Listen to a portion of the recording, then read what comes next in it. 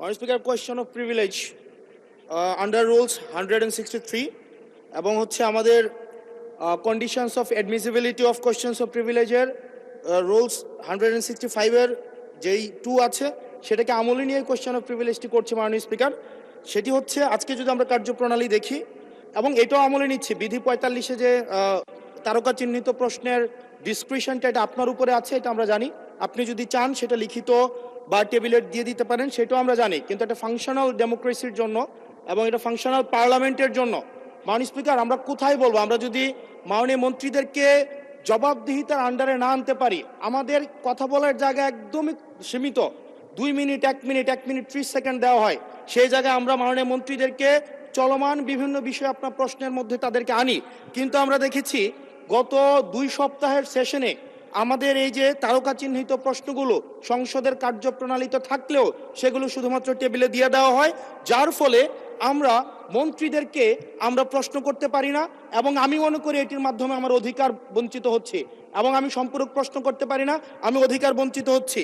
যেমন চলমান ঘটনায় যেটি গুরুত্বপূর্ণ, আমরা কল্পনাও করতে পারি নাই একটা নির্বাচনের পরে কার্টুন শেয়ার দেওয়ার জন্য হাসান ইনামকে গ্রেফতার করা হবে মাননীয় স্পিকার।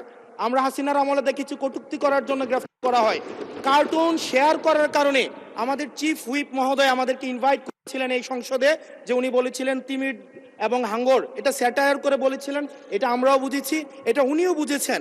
কিন্তু মাননীয় স্পিকার দুঃখজনক বিষয় হচ্ছে যে এই কার্টুনটি শেয়ার করার কারণে আমাদের মাননীয় চিফ হুইপ মহোদয়ের এক কর্মী মামলা করেছে 25 ধারায়। যে মামলা 25 ধারায় যদি সংক্ষেপে বলি, আপনি মাননীয় স্পিকার, মাননীয় সদস্য, 1 মিনিট মাননীয় স্পিকার, আমরা এমনি সুযোগ পাই না, সুযোগ দেওয়া হয় ঠিক না। আছে, আমরা কবে ট্রেজারি ব্রাঞ্চে যাব, 45 মিনিট ধরে কথা বলবো, অবশ্যই বলবো, সেদিন অবশ্যই ইনশাআল্লাহ আসবে। মাননীয় সদস্য, আপনি একটু শেষ করুন দয়া করে। জাস্ট 1 মিনিট মাননীয় স্পিকার।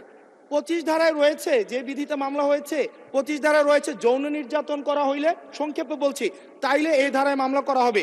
কিন্তু মাননীয় স্পিকারের মাননীয় হুইপ মহোদয়ের যেই মিমটি শেয়ার করা হয়েছে সেখানে কোথায় যৌন নির্যাতন করা হয়েছে? এখানে একটা মিম শেয়ার দেওয়া হয়েছে যেখানে দেওয়া হয়েছে তিমি মাছ সবাইকে সার্ভ করা হচ্ছে। এবং এই ধরনের মামলায় আমাদের এই অভ্যুত্থান পরবর্তী সময়ে বিরোধী দল মতকে দমন নিপীড়নের জন্য গ্রেফতার করা হচ্ছে এবং জামিনও দেওয়া হচ্ছে না। এবং এইখানে কোনো ধারায় 25 ধারায় সাইবার নিরাপত্তা যেটা আইন এই সংসদে পাশ করা হয়েছে, এই আইনে কূটনীতির জন্য বা রাজনৈতিক স্যাটায়ারের জন্য আমাদের হচ্ছে মামলা করার কোনো বিধান নাই।